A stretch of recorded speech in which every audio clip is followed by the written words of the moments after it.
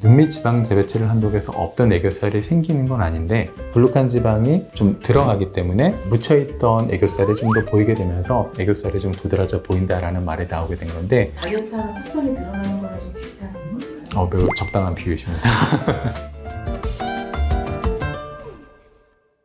안녕하세요. 로브리 성형외과 대표 원장 윤성원입니다.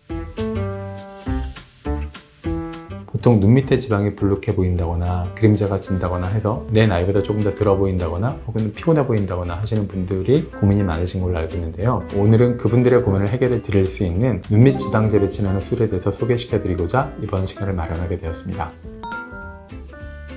쉽게 말하면 눈밑 지방 재배치라는 수술은 눈 밑에 있는 지방이 불룩 튀어나오면 그게 내 나이보다 들어 보이고 피곤해 보이기 때문에 그것을 편편하게 만들어주는 수술입니다. 눈 밑에 지방이 불룩 나오는 원인을 살펴보게 되면 완충작용을 하는 지방이 이 눈알과 안화 사이에 이렇게 둘러싸고 있는데, 나이가 들면서 지방에 있는 탄력이 떨어지고 눈이 아래로 누르게 되면은 눈과 아래쪽 뼈 사이에 있는 지방이 불룩 밀고 나오게 되는데, 그 밀고 나올 때 경계가 되는 부분이 눈밑 고랑이라고 하는 부분입니다. 안과 뼈의 아래쪽 안쪽에 있는 인대와 피부가 연결되어 있는 부분인데요. 그 부분은 단단하기 때문에 그 부분 위로 해서 지방이 밀고 나와서 지방이 불룩 나온 분들은 대체적으로 눈밑 고랑이 깊게 패여 있을 수밖에 없는데, 이런 경우에는 눈밑 고랑과 피부를 연결해주고 있는 유지 인대를 끊어주고 지방을 그 아래로 밀어 넣어주어서 눈밑을 좀 편편하게 만들어줄 수가 있는데, 이런 것이 이제 눈밑 지방 재배치의 원리다라고 볼 수 있겠습니다.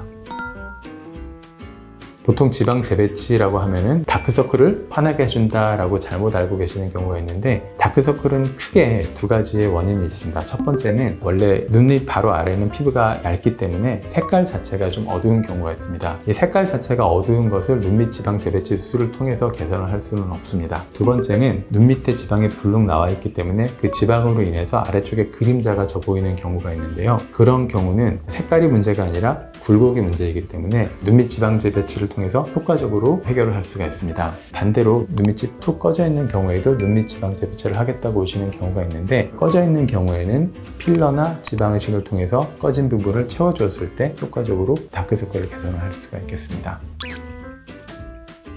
보통 다크서클로 오시는 젊은 분들 경우에 거의 대부분은 굴곡에 의한 다크서클, 어두워진 색깔에 의한 다크서클이 공존해 있는 경우가 많습니다. 그럴 경우에는 둘 중에 그림자 지는 원인만 없애주어도 색소 침착이 심하지 않다라고 한다면 충분히 눈밑 지방 재배치를 통해서 다크서클을 효과적으로 해결을 해줄 수가 있겠습니다.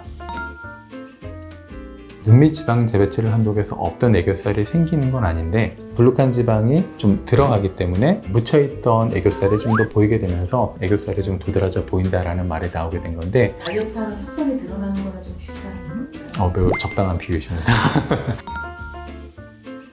대부분의 눈밑 지방 재배치는 실밥을 푸는 과정은 필요하지 않고요. 지방을 고정하는 것이 바깥쪽으로 고정하는 방법이 있고 안쪽으로 고정하는 방법이 있는데, 바깥쪽으로 고정하는 방법 같은 경우에는 한 5일에서 7일 사이에 고정하는 실만 잘라주면 되는 것이고, 안쪽으로 고정하는 경우에는 실 자체를 풀거나 제거를 할 실은 없기 때문에 붓기 빠지는 것만 기다리시면 되겠습니다.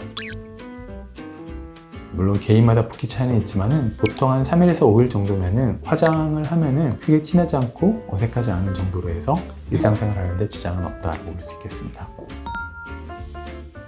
눈밑 지방 재배치뿐만 아니라 어떤 수술을 하시는 거에 일정 기간 눈곱이 끼는 거는 피할 수는 없는데, 안약이나 연고를 넣어서 잔여물들이 눈곱처럼 보이는 경우도 있고, 또 기본적으로 눈은 눈물이 계속 눈물 샘에서 나와서 눈을 씻어주고 다시 구멍을 통해서 들어가는 과정이 있는데, 눈물이 들어가는 그 구멍이 부어서 막히게 됩니다. 그러면은 눈물 자체가 씻기지 않기 때문에 그 눈물 자체에 잔여물이 쌓이면서 눈곱이 끼는 것은 정상입니다. 근데 그런 부분은 대부분 1, 2주 정도 지나서 붓기가 빠지게 되면은 구멍이 다시 넓어지면서 눈물 자체가 다시 효과적으로 제거가 되면은 없어지는 부분이라서, 눈곱이 한 달 이상 가신다라고 한다면은 보통 정상적인 과정은 아니시기 때문에 수술한 병원 혹은 안과를 가셔서 꼭 확인하실 필요는 있다고 보입니다.